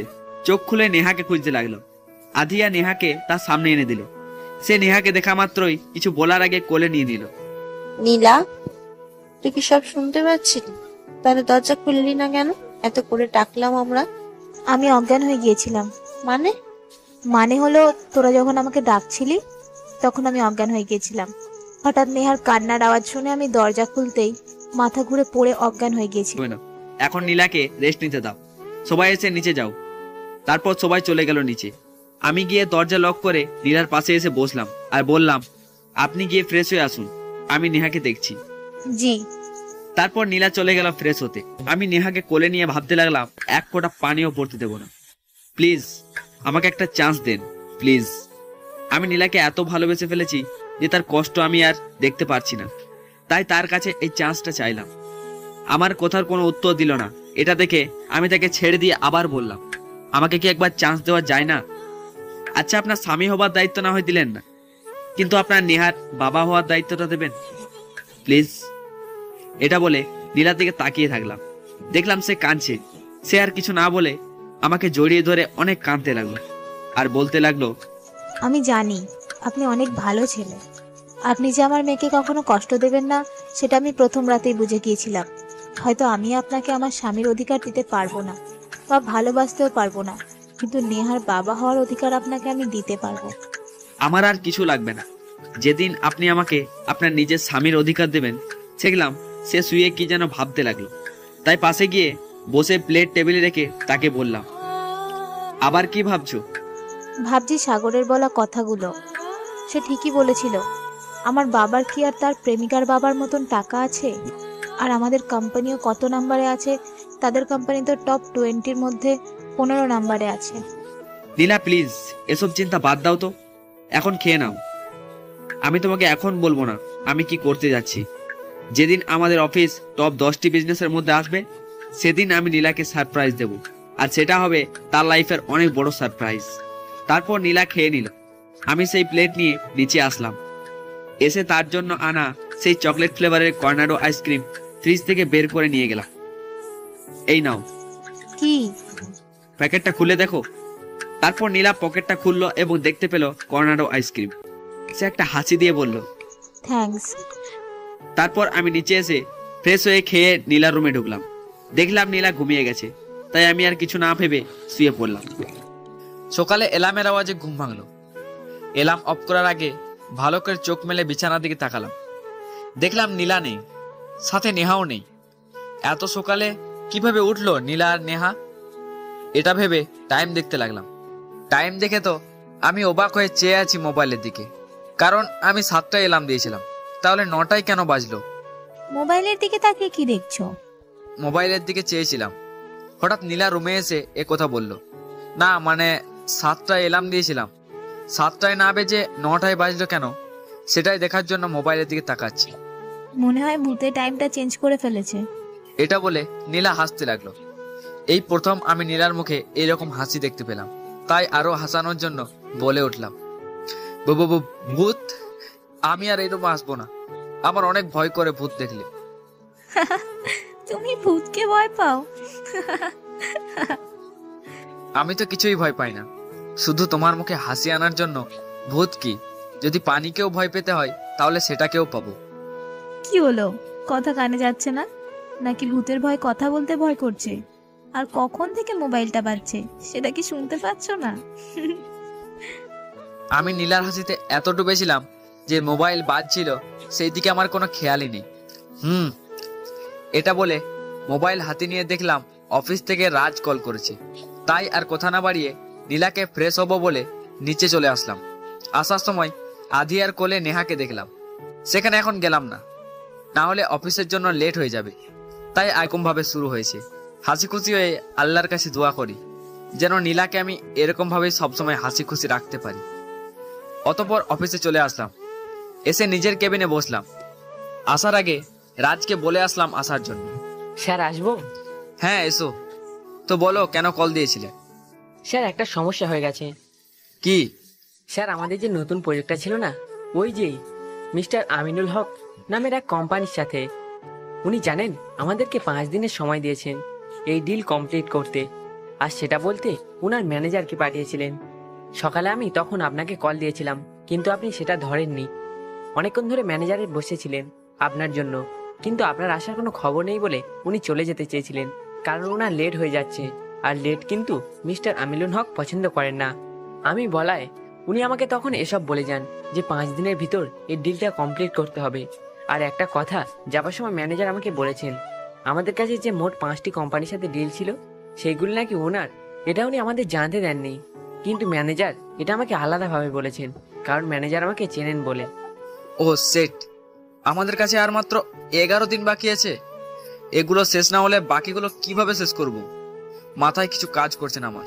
আর এদিকে 5 দিনের ভিতরে আরো একটা শেষ করব। কিভাবে এত প্রেসার কেন দিচ্ছেন মিস্টার আমিনুল? স্যার সাথে আরো একটা কথা বলে গেছেন উনি, আর সেটা হলো যদি আমরা এই 5টা ডিল 15 দিনের ভিতর কমপ্লিট করতে পারি তাহলে আমাদের কোম্পানির নাম বাড়বে। উনি একটা পার্টি রাখবেন, আর সেই পার্টিতে উনি আমাদের কোম্পানির ট্যালেন্টের কথা প্রকাশ করবেন। আর জানেন সেখানে কে কে থাকবেন? বাংলাদেশের টপ 20টি বিজনেসের মধ্যে যারা আছেন। তখন যদি উনি একবার আমাদের কথা সেখানে প্রকাশ করেন, বুঝতে পারছেন তো স্যার আমাদের কোম্পানি কত উঁচুতে উঠবে। আর সাথে আপনার স্বপ্ন পূরণের একটা রাস্তাও। তবে শুধু একটা ব্যাপারই বুঝতে পারলাম, আর সেটা হলো এই 5টা ডিল যদি আমরা 11 দিনের মধ্যে কমপ্লিট করতে পারি তাহলে আমাদের কোম্পানি অনেক বড় পদে যাবে স্যার। রাজ, তুমি ঠিক বলেছো। থ্যাঙ্কস তোমাকে আমাদের কোম্পানিকে অসম্মানের হাত থেকে বাঁচানোর জন্য। তুমি এখন আমাদের অফিসের সবাইকে মিটিং রুমে রাখো। Okay sir. সবাইকে বলে মিটিং রুমে নিয়ে গেল। আমিও মিটিং রুমে ঢুকলাম। তো এখন মিটিং ডাকার কারণ কি সেটা আপনাদেরকে আমি বলছি। তো মিটিং শুরু করি। সবাই ওকে বলল। আপনারা তো সবাই জানেন যে আমাদের হাতে 5টি কোম্পানির ডিল আছে, আর সেগুলো আমাদের ডেলিভারি করতে হবে মাত্র 15 দিনের ভিতরে। আমরা হয়তো ভাবছিলাম সব কোম্পানিগুলি আলাদা, কিন্তু আমরা সেটা ভুল ভেবেছিলাম। এই সবকটা ডিল হচ্ছে একজনের, আর সে হচ্ছেন মিস্টার আমিনুল হক। উনি টপ 10টি বিজনেসম্যানের মধ্যে 5 নম্বর পজিশনে আছেন। ওনার কোম্পানিগুলি আর উনি আমাদেরকে দেখতে চেয়েছেন যে আমরা কি 15 দিনের ভিতরে এত বড় বড় প্রজেক্টগুলির ডেলিভারি দিতে পারি কিনা, তাও আবার একটা না 5টা।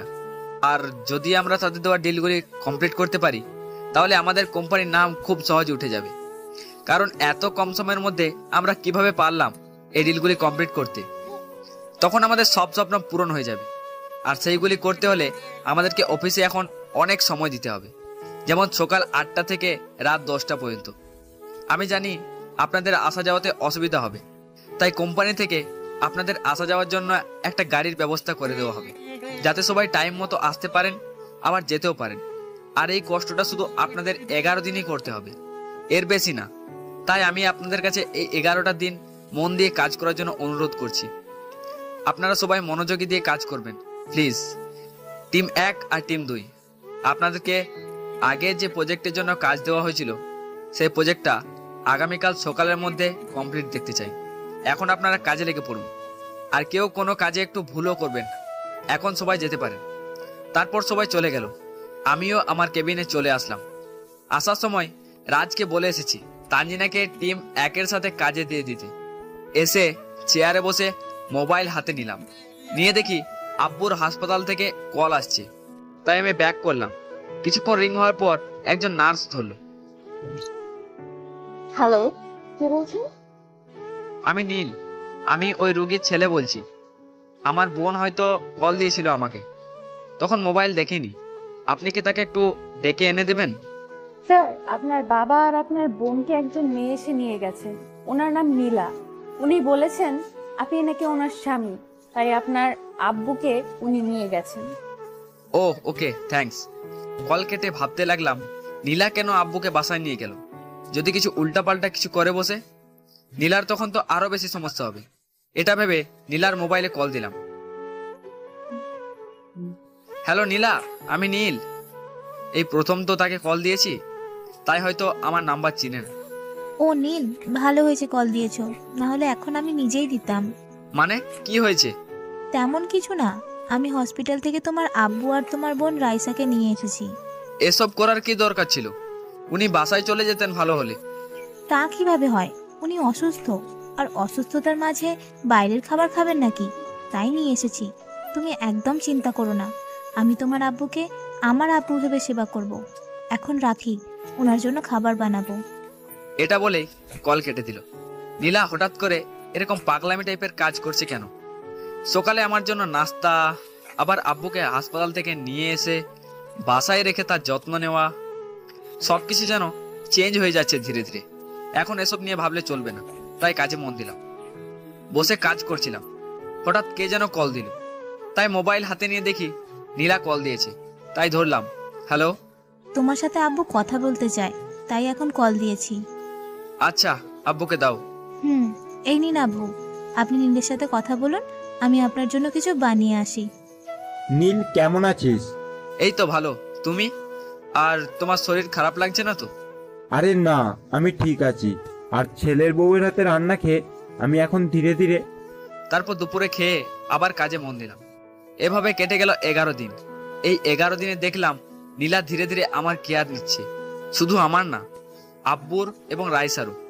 সবসময় দুপুরে কল দিয়ে জিজ্ঞাসা করে খেলাম কিনা। রাতে লেট করে আসলে সবাই ঘুমিয়ে গেলেও শুধু নীলা আমার জন্য রাতে খাবার নিয়ে বসে থাকে। আমাকে জিজ্ঞাসা করে এত লেট কেন হয়। আমি বলিনি, কারণ তাকে সারপ্রাইজ দেবো বলে। আর নীলার আব্বুও, উনি এখনো আসেনি। ওনার নাকি ওখানে আরো কাজ বাকি রয়ে গেছে, সেগুলি কমপ্লিট করতে ওনাকে আরো কয়দিন থাকতে হবে। আর উনি আসবেন আমাদের সেই দিন যেদিন আমরা মিস্টার আমিনুল হকের প্রজেক্টগুলি ডেলিভারি করব, সেদিন রাতে। স্যার, মিস্টার আমিনুল হক চলে এসেছেন। ওনাকে কি আপনার কেবিনে নিয়ে আসবো? নিয়ে এসো। কিছুক্ষণ পর রাজ মিস্টার আমিনুল হককে নিয়ে আসলো। হাই, আমি নীল। হ্যালো, আমি আমিনুল হক। জি, বসুন। তারপর মিস্টার আমিনুল হক বসলেন। আমিও গিয়ে চেয়ারে বসলাম। বাই দ্য ওয়ে, আপনি কে? আমি হচ্ছি সজীব হোসেনের মেয়ের জামাই। ও, তো উনি কোথায়? আসলে উনি কাজের জন্য দেশের বাইরে গেছেন। আর আপনাদের চাওয়া প্রজেক্টগুলি আমরা এখন আপনাদের সাথে করে দিয়ে দেব। তা বুঝলাম, কিন্তু আমি তো মিস্টার সজীবের কাজকে দেখে ডিল করেছিলাম। তাহলে উনি নেই কেন এখানে? উনি আজ রাতে আসবেন। আমি আব্বুকে বলবো আপনার সাথে দেখা করতে। তা লাগবে না, আগামীকাল আমার বাসায় একটা পার্টি রেখেছি, আপনারা সবাই সেই পার্টিতে আসবেন। আচ্ছা, তাহলে আসি, দেখা হচ্ছে কাল। হাত মিলিয়ে একথা বলে চলে গেলেন। অতঃপর এক এক করে সবাই এসে তাদের প্রজেক্টগুলি নিয়ে গেলেন। আমি এবং আমার অফিসের স্টাফগুলি অনেক খুশি আছি। আর সেই খুশির জন্য আমি আমাদের সব স্টাফকে 2 দিনের জন্য ছুটি দিয়ে দিলাম, সাথে তাদের বেতনের টাকা সহ সাথে অর্ধেক বোনাসও দিলাম। তারপর আমি বাসায় চলে আসলাম। আসার সময় নীলার জন্য একটা শাড়ি চয়েস করে নিয়ে আসলাম, আগামীকাল পার্টিতে সেটা পরে যাওয়ার জন্য। অতঃপর বাসায় চলে আসলাম। এসে নীলাকে না দেখিয়ে রুমে লুকিয়ে দিলাম শাড়িটা, কাল সেটা দেখিয়ে সারপ্রাইজ দেবো বলে। তারপর আমরা সবাই ডিনার করে নিলাম। নীলার আব্বুকে আনতে আমি এয়ারপোর্টে গেলাম। নীলা অনেক করে বলছিল আমার সঙ্গে আসবে, কিন্তু আমি আসতে দিইনি, কারণ নেহা যদি ঘুম থেকে উঠে কাঁদে তাকে তো আমাদের সাথে নিয়ে আসাও যাবে না এই ঠান্ডার মাঝে। অতঃপর এয়ারপোর্টে পৌঁছে গেলাম। সেখান থেকে নীলার আব্বুকে নিয়ে চলে আসলাম বাসায়। আসার সময় ওনাকেও কিছু বলিনি, কাল সারপ্রাইজ দেব। অতঃপর বাসায় পৌঁছালাম। নীলার আব্বু রুমে চলে গেলেন ফ্রেশ হতে। আমি রুমানাকে আসার আগে বলে আসলাম স্যারের জন্য খাবার টেবিলে লাগাতে। তারপর আমি রুমে এসে ফ্রেশ হলাম। এখন আমি নীলার বাথরুমে ফ্রেশ হই, কারণ নীলা আমার সব কাপড় চোপড় এইখানেই শিফট করে ফেলেছে। নীলার দিকে তাকিয়ে দেখলাম সে ঘুমিয়ে পড়েছে, তাই আমি গিয়ে সোফায় শুয়ে পড়লাম। নীল, এই নীল, ওঠো, আব্বু ডাকছেন তোমাকে। উঠছি। তারপর ফ্রেশ হয়ে নিচে গেলাম। নীলার আব্বুকে দেখলাম টেবিলে বসে পেপার পড়ছেন। আমাকে দেখে বললেন, নীল উঠেছো? এসো, বসে নাস্তা করে নাও। জি। তারপর টেবিলে গিয়ে বসলাম। রুমানা আমাকে খাবার দিয়ে গেল। আমি খাবার খেয়ে উঠতে যাব, ঠিক তখনই নীলার আব্বু আমাকে বললেন, আচ্ছা নীল, আজকে তো কোনো ফেস্টিভ্যাল বা কোনো কিছু বন্ধ নেই, তাহলে আমাদের অফিসের সব স্টাফদের কেন দুদিনের জন্য ছুটি দিলে তুমি? আব্বু, সেটা যদি আপনাকে রাতে বলি তাহলে কি হবে? আসলে আপনাদের জন্য একটা সারপ্রাইজ আছে, তাই এখন সেটা বলবো না, রাতে বলবো। আচ্ছা ঠিক আছে, তোমার সারপ্রাইজ প্ল্যান নষ্ট করবো না, ওকে? থ্যাঙ্কস আব্বু। এখন আমি আব্বুকে দেখে আসি কেমন আছেন উনি। আচ্ছা। তারপর আমি চলে আসলাম আব্বুর রুমে। এসে দেখি রাইসা নেহাকে কোলে নিয়ে আছে, আর আব্বু নেহার সাথে কথা বলছেন। নেহাও হাসছে। আমাকে আব্বু দেখে রাইসাকে বললেন, রাইসা, ওকে বল চলে যেতে এখান থেকে। আজ কতদিন হয়ে গেল আমাকে বা আমার নাতনিকে ঠিকমতো 10 মিনিটও টাইম দেয় না, শুধু অফিস আর অফিস এই নিয়ে পড়ে থাকে। বল তাকে এখান থেকে যেতে। আব্বু আজ একটু বেশি খেপেছেন। খেপবেনই তো। আসলে আজ 11 দিন ধরে না আব্বুকে সময় দিতে পারছি আর না নেহাকে দিতে পারছি। অফিস থেকে আসি লেট করে, এসে দেখি সবাই ঘুমিয়ে পড়ে। তখন আমার আর কি করার আছে? সকাল 8টা বাজবার আগেই উঠে রেডি হয়ে অফিসে চলে যেতাম। তাই উনি খেপেছেন। এতদিন না তাকে টাইম দিয়েছি, আব্বু আর রাইসা রেডি হয়ে আসলেন, কিন্তু নীলা এখনো আসেনি। তাই দেখতে রুমে গেলাম। রুমে ঢুকতেই খেলাম ধাক্কা, সাথে সাথে নীলা পড়ে যেতে লাগে। আমি নীলার আব্বুকে বললাম, আব্বু আপনারা এখানে দাঁড়ান, আমি গাড়ি পার্ক করে আসি। আচ্ছা। তারপর তারা গাড়ি থেকে নেমে পড়লে আমি গাড়ি পার্ক করে তাদের কাছে আসলাম। আমাকে নীলার আব্বু বললেন, নীল, এটা কার বাসা? এইখানে তো মানুষ কেন? আব্বু, এইখানে একটা পার্টি আছে, আর কার বাসা সেটা ভিতরে গেলেই দেখতে পারবেন। এখন কিছু বলছি না, ভিতরে সারপ্রাইজ আছে। চলুন ভিতরে যাওয়া যাক। আচ্ছা চলো। তারপর আমরা ভিতরে আসলাম। আমি তাকিয়ে দেখলাম মিস্টার আমিনুল হক কাদের সাথে দাঁড়িয়ে কথা বলছেন। আমাকে দেখে ইশারা করে বললেন আসতে। আমি নীলার আব্বুকে বললাম, আব্বু আপনারা একটু এখানে দাঁড়ান, আমি একটু আসছি। তারপর মিস্টার আমিনুল হকের কাছে আসলাম। উনি আমাকে দেখিয়ে দিয়ে উনার পাশে থাকা লোকদের বললেন, নীল, ওনারা হচ্ছেন টপ 10 বিজনেসম্যান। এর ভিতরে নাম্বার 3 পজিশনে আছে মিস্টার আগ্নে। সবাই আমার সাথে হাত মিলালো, আমিও তাদের সাথে হাত মিলালাম। আজ নীলার সেই ইচ্ছা পূরণ হবে। তো মিস্টার নীল, আপনি গিয়ে আপনার ফ্যামিলির পাশে গিয়ে দাঁড়ান। তারপর সেখান থেকে চলে এসে নীলার কাছ থেকে নেহাকে কোলে নিয়ে তার গালে একটা পাপ্পি দিলাম। ঠিক তখনই সব লাইট অফ হয়ে গেল। হঠাৎ লাইট অফ হওয়ায় নীলা আমার হাত আঁকড়ে ধরলো, আর তখন একজন মেয়েলি কণ্ঠে বলে উঠল,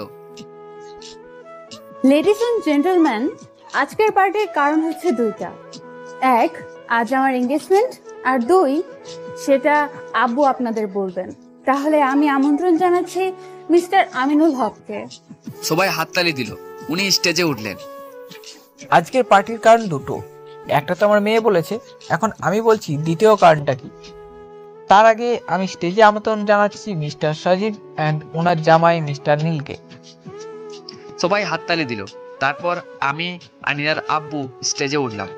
উনি তো অবাক হয়ে গেছেন যে হঠাৎ ওনাকে কেন স্টেজে ডাকলো। আমাকে মিম দেখে অবাক হয়ে আমার দিকে তাকিয়ে আছে। আমি তার দিকে না তাকিয়ে নিচের দিকে তাকিয়ে আছি। তারপর মিস্টার আমিনুল হক বলতে লাগলেন আমাদের কোম্পানির কাজের কথা, যে আমাদের জায়গা তারা থাকলে 15 দিনে বেশি হয়তো 3টে প্রজেক্ট কমপ্লিট করতে পারতেন না। আমাদের কোম্পানির কাজের কথা শুনে সবাই আমার সাথে হাত মিলাচ্ছে, আর সাথে আমাদের সঙ্গে অগ্রিম ডিল করার জন্য কথা বলছেন। আর এদিকে মিডিয়াও আমাদের ট্যালেন্টের কথা শুনে অনেক প্রশ্ন করলো, কিভাবে এটা সম্ভব, এমন অনেক প্রশ্ন। আমি সেই প্রশ্নের উত্তর দিলাম। নীল ও হচ্ছে আমার মেয়ে মিম। আর মিম, তোমাকে বলেছিলাম না নীলের কথা, এই হচ্ছে সেই নীল। হাই। হ্যালো। তোমরা কথা বলো, আমি আসছি। জি। তারপর চলে গেলেন মিস্টার আমিনুল। আমি মিমের দিকে তাকানোর সাহস পাচ্ছি না, তাই নিচের দিকে চেয়ে আছি। কিভাবে মিমের দিকে তাকাবো? মিম এখন আমার হাত ধরে আছে। ফ্যামিলি নিয়ে ভালো আছো তাই না? তুমি কেমন আছো? যেমনটা রেখে গেছিলে তেমনই আছি। ও, শুনলাম তুমি যাকে বিয়ে করেছো সেই মেয়ে নাকি আগে আর একটা বিয়ে হয়েছিল এন্ড সাথে বাচ্চাও আছে। কেন এই বিয়েটা করলে? কি বলতে যাচ্ছ তুমি? কিছু না। আজ কেন দেখা দিলে আমায়? জানো, এই কত বছর আমি তোমাকে ভুলতে পারিনি। যখন ভুলে গেলাম তখন কেন দেখা দিলে আমায়? আমাকে নীলা ডাকছে, এটা বলে সেখান থেকে চলে আসলাম। না হলে আরো কথা শুনতে হতো, আর সেটা শুনতে আমি পারবো না। এমনিতেই ও অনেক কষ্ট পেয়েছে আমাকে এভাবে দেখে, আর আমি চাই না তার কষ্ট বাড়াতে। আমিও যে তাকে অনেক ভালোবাসতাম, কিভাবে পারবো তার কষ্ট দেখতে? আমি প্রথম ভালোবাসা চলে গেলে কেমন লাগে সেটা আমি জানি। তারপর মিস্টার আমিনুল হকের সাথে দেখা করে ওনাকে বললাম, মিস্টার আমিনুল হক, আমরা এখন যাই। এ কি, এত তাড়াতাড়ি চলে যাবে কেন? পুরো পার্টিটা এনজয় করে যাও। আসলে নীলাকে নিয়ে বাইরে ডিনার করার প্ল্যান ছিল, তাই যদি এখন এখান থেকে যেতে পারি তাহলে সেটা সম্ভব হবে। আপনি তো বুঝতেই পারছেন, নতুন বিয়ে। ওকে, আবার দেখা হবে। জি নিশ্চয়, তাহলে আসি, বাই বলে চলে আসলাম সেখান থেকে। সেখানে থাকলে মিমের কষ্ট আমাকে দেখতে হবে, আর আমি চাই না সেটা দেখতে। আসলে মিম কে সেটা জানতে হলে ফ্ল্যাশব্যাকে যেতে হবে। তো চলুন ফ্ল্যাশব্যাকে যাওয়া যাক। মিম হচ্ছে আমার কলেজ লাইফের ক্লাসমেট এবং আমার লাইফের প্রথম লাভ। আমি আর মিম দুজনে খুব ভালো ফ্রেন্ড ছিলাম। শুধু ফ্রেন্ড বললে ভুল হবে, মিম আর আমরা দুজনকে অনেক ভালোবাসতাম। আমাদের ভালোবাসার দিন খুব ভালোই কেটেছিল, কিন্তু কেউ একজন বলে গেছেন যে কখনো সত্যিকারের ভালোবাসা বেশিক্ষণ টিকে থাকে না। আর সেটাই হলো সেদিন, যেই দিন আমাদের কলেজের লাস্ট দিন ছিল। সেদিন আমাদের ক্লাস ছেড়ে চলে যাব বলে একটা ক্লাস পার্টি রাখি। সবাই সেদিন অনেক এনজয় করেছিলাম। পার্টিতে সেদিন ড্রিঙ্ক একটু বেশি করে ফেলেছিলাম, তাই সেদিন ঠিকমতো হুঁশ ছিল না আমার। আর সেটার ফায়দা নিধি উঠালো। আমাকে সে একটা খালি রুমে নিয়ে গেল। আমাকে সে কিস করতে লাগলো, সাথে লিপ কিস, গালে কিস এসব করছে। আর আমার মোবাইল বের করে আমার হাত দিয়ে সে পিকচার তুলছে। আর আমি সেদিন হুঁশে ছিলাম না, তাই নিধি কি করছে না করছে আমি কিছু বুঝতে পারিনি। তখন আমাকে খুঁজতে মিম সেই রুমে চলে আসলো। আর আমাদের এইভাবে দেখে নিধি বলে চিৎকার দিয়ে উঠল।